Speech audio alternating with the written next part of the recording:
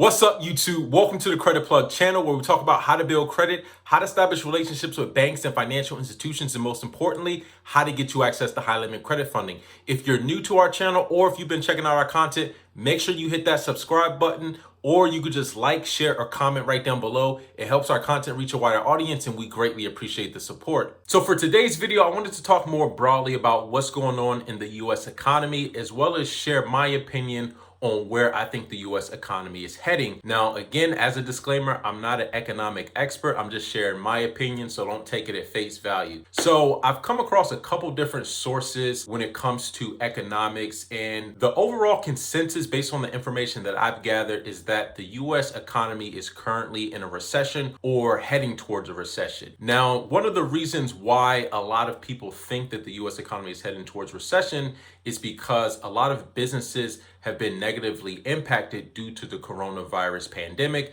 as well as a lot of people have lost their jobs. Over the past year, there have been on average close to 700,000 new claims for unemployment. So lots of people have been losing their jobs. I actually disagree with this idea that the US economy is heading towards recession. A lot of people have actually done very well during this economic transition, whereas a lot of other people haven't fared as greatly. Now, I'm gonna go over a couple reasons why I don't think the economy is heading towards recession. Number one is the current US housing market. So for anyone who has been aware of what's going on in the housing market, right now, home prices are at a very high premium and the housing market is currently on fire. Ask any real estate agent across the country. A lot of homes are going for over asking prices. This is more so related to the supply side issue versus demand side issue, but there's a couple variables that are further exacerbating this housing boom. Now, number one is that interest rates are historically low,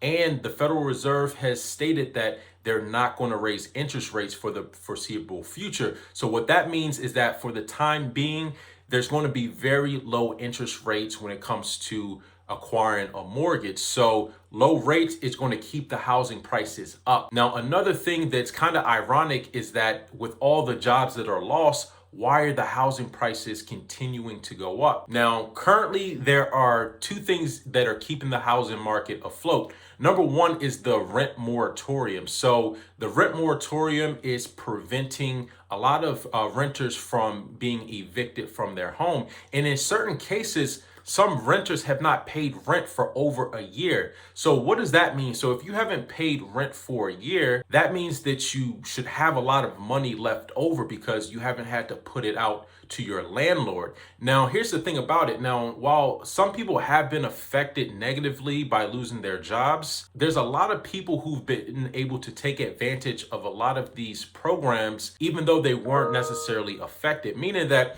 there are some people who didn't even lose their job or their source of income, but they're taking advantage of the rent moratorium and they're taking advantage of mortgage forbearance. So with mortgage forbearance, they're basically taking the last 12 months and tacking that on to the end of the mortgage. So if you've opted in for mortgage forbearance, that means you haven't had to make a mortgage payment for over 12 months, and they've actually extended it. There's other programs as well in terms of student loans where people haven't had to make a student loan payment since the pandemic began. So there's a lot of people who may have not been affected negatively, but they're still taking advantage of a lot of these programs. On top of that, you have a ton of people who never even lost their jobs, but they have gotten stimulus checks. So what does that tell you? So there's a lot of people who actually have probably fared better under the pandemic versus others. Now, in terms of people who may have lost their jobs, right? We have the stimulus checks. So in total, there have been 3 stimulus checks that have been issued.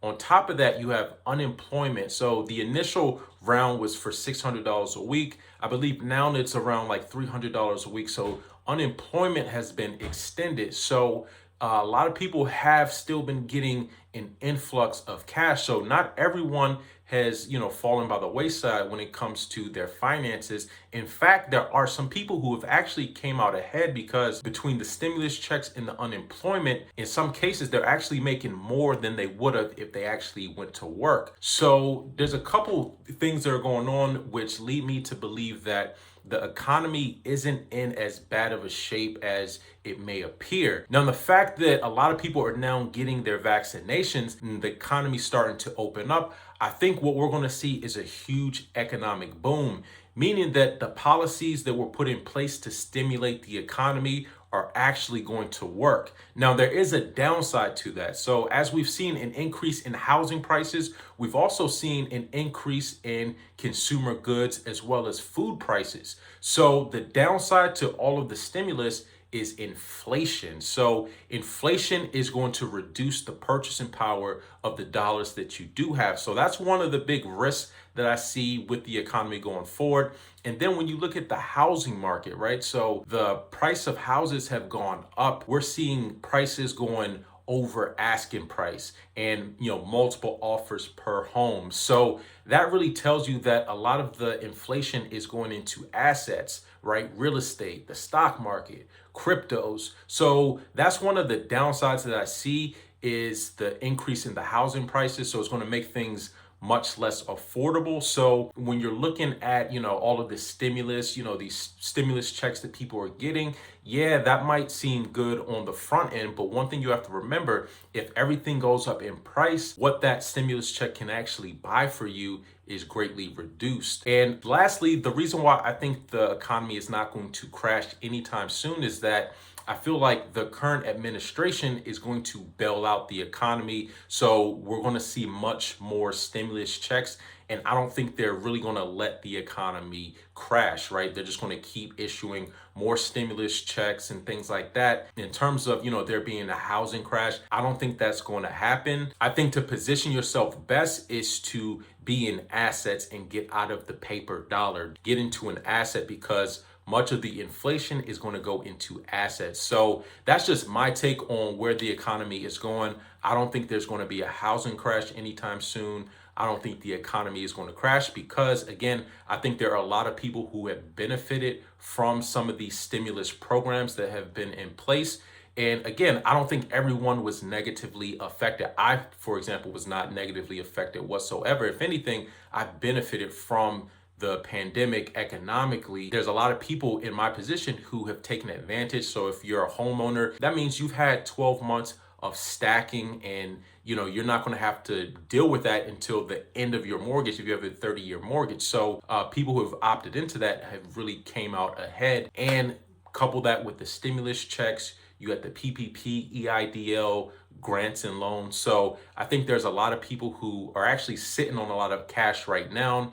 And there are people who have been affected, but they've been able to get resources in the form of stimulus as well as unemployment. So that just leads me to believe that the economy isn't in as bad shape. And for anyone who has been affected, I hope you get the help that you need. And I know, there have been people who've been affected very bad economically, especially with a lot of these state unemployment systems that, really weren't prepared to handle the current pandemic. People who haven't been affected, they're actually in a better position. Another point I wanted to make is that because the economy was shut down, a lot of consumer spending was reduced. So that means, people who otherwise would have been going out to restaurants, going out to concerts and sporting events weren't able to do so. That means they're saving a lot of money. So if you're not out and about, spending money, you're going to be saving a lot. So savings rates have actually gone up. And in fact, a lot of people have paid down their credit debt. So I think there have been some benefits economically for certain people.